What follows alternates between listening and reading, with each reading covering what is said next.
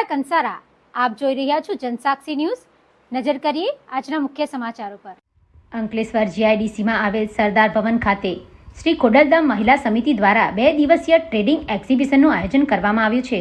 અંકલેશ્વર જીઆઈડીસીમાં શ્રી સરદાર ભવન ખાતે શ્રી ખોડલધામ મહિલા સમિતિ દ્વારા 2 દિવસીય ટ્રેડિંગ એક્ઝિબિશનનું આયોજન કરવામાં આવ્યું છે।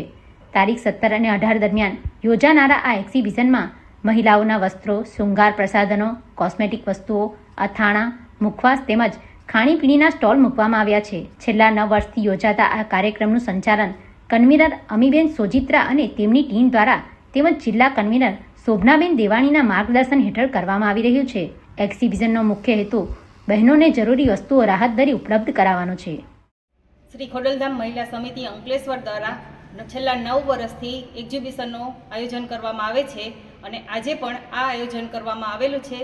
17-18 માર્ચ 2026 આપણે સરદાર ભવનમાં એક્ઝિબિશનનું આયોજન કરવામાં આવેલું છે, જેમાં અવનવી કુર્તીઓ, ડ્રેસ, પર્સ, ચપ્પલ અને સૌંદર્ય પ્રસાધનની વસ્તુઓ તથા સાથે સાથે ખાણીપીણીના રાહત દરે સ્ટોલ પણ રાખવામાં આવેલા છે।